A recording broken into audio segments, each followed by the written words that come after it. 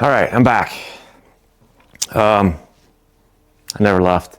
I'm actually still editing the last video, but I need to get moving. I got stuff to do, things to be, places to are, and so on to the next project.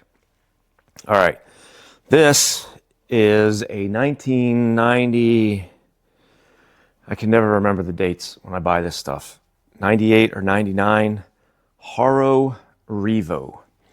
And the reason I bought it is because I'm going through and I'm recreating all my bikes that I had growing up. And this has the twin top tubes. Now it's the intent here is the 1986 or whatever lineage year DMC Tribute. So that's what I'm going for here. Now the Revo doesn't have the straight twin top tubes, but you know what? I'm going for, like I said before in my other videos, I'm going for vibes and looks and not necessarily accuracy. But there's a certain level of accuracy you need, and so that's why I wanted the twin top tubes. And it is a Haro, so I'm not taking one brand and making it into another brand like I did with the RAD Tribute bike, which we're going to get to in just a second. But before I get started on this bike, I need to sell this bike. All right. So I know what you're thinking. Actually, I don't know what you're thinking, but I'm thinking myself, after all the time and effort I put into making this, why am I selling it? Well, there's a few reasons going on here.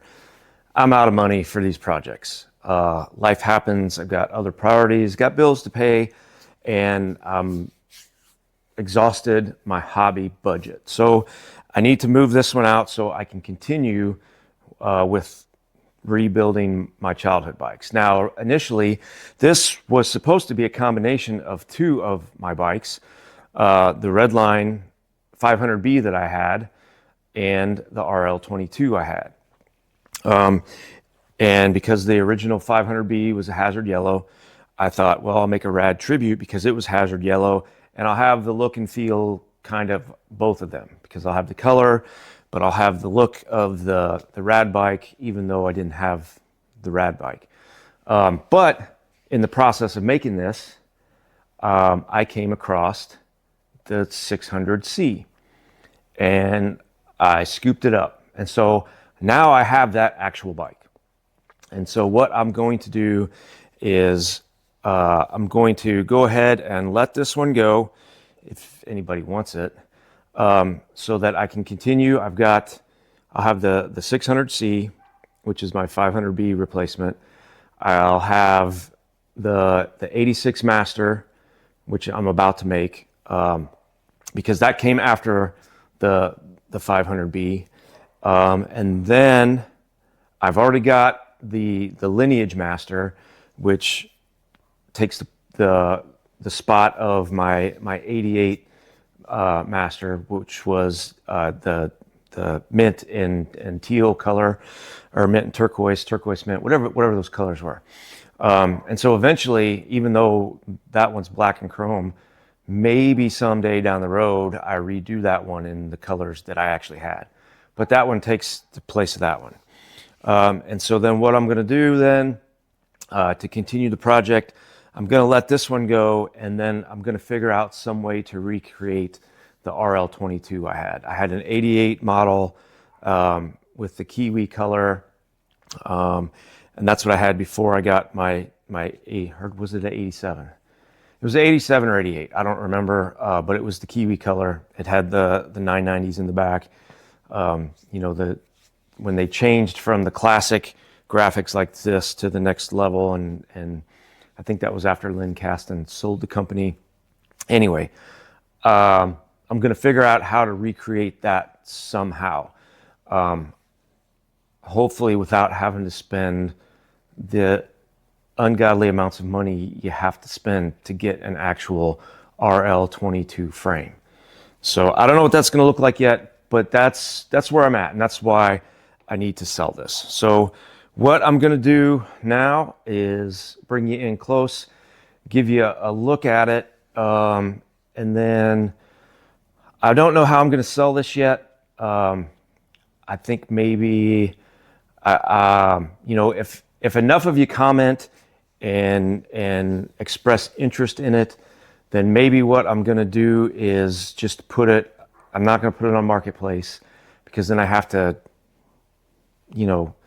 deal with negotiating with everybody. But what I'll probably do, maybe I'll just put it on eBay, and then it's a first come, first served buy. I don't know. Again, I don't even know if anybody wants this, but that's why we're going to go in close and take another look at this thing and see what's actually on it. All right, coming on into the front. So the number plate I made to give the look of the red line handlebars, even though these are Haro lineage bars that I painted. All right, so Haro lineage bars. The brake levers are off of the 20, I think 17 or 19, around that era, Haro shredder that I started with. And I stripped the paint off of them and polished them up as well as I could. Nothing fancy, nothing special, but they are just good brake levers. Odyssey cables, and I got correct length cable so that it's not sticking up over the crossbar on the handlebar. So if you want to jump over it, put your foot up there, whatever, to actually ride and do this thing, you can. The stem is from a Haro as well. It's from an old Haro F3, but it's your standard alloy, clamp on 1 1/8 forks stem, painted purple. Odyssey gyro. This is actually a new one that I bought. I've got some NARPs on here for the cables to be the correct length. And then the bottom cable's all set up. We'll go ahead and follow that on to the back brake. So the back brake here, if you watched my other video, this is a custom job.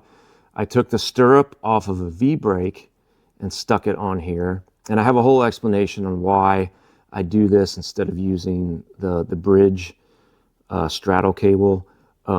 This actually works way better. And then going back to the front brake, if you see on the back brake as on the front brake, I got the Vans Cool Stop clear pads. These things work super great. They're almost too good.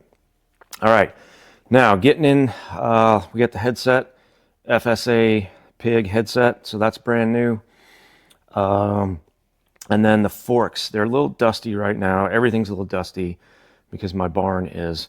But these were actually painted forks, and I painted them silver and put chrome wrap on them. Now, I didn't do as good a job as I could because I was learning. So there's some kinks in it, some wrinkles when I was trying to get the wrap good. But when you get in close, you can see them. But when you zoom on out, it just looks like a chrome fork, and that's what I was going for. Going down here, Kenda HP tires, new. Yeah, they're dusty, but there's hardly any wear on them. You can still see the knobs on them because I've only ever ridden this in my garage on a smooth floor. These are some anodized purple pegs because I think it goes with the color scheme with the purple in the graphics and the purple stem. These wheels, these are brand new wheels that I got from Pork Chop. They're 48 spoke, double wall, aluminum rims, sealed hubs, and they're polished. They're not chrome plated. They're not anodized. They're polished. And so the brakes work super, super, super good on these. 3/8 axle on the front. The rear has the 14 millimeter axle with the cassette hub and the small freewheel cog gears. So that's where we're at so far. The frame, again, this was a Haro shredder. I don't know if they were full chromoly or not. I think they were probably tri-moly. I have to look that up. The Haro shredder seat post clamp, standard chromoly seat post, chrome seat post, Dominator seat. And then the cranks, I got some Redline Flights. They're the newer kind.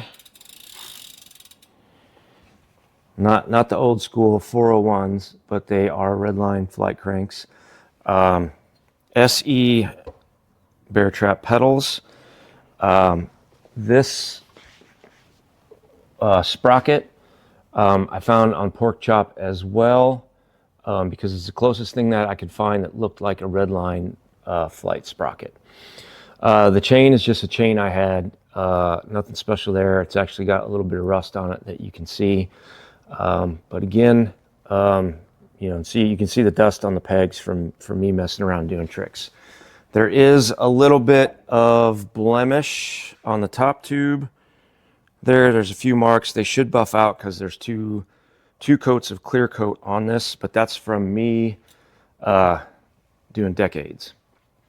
So that's the bike with my fancy Maximus Decimus Meridius painting that I got as a retirement gift.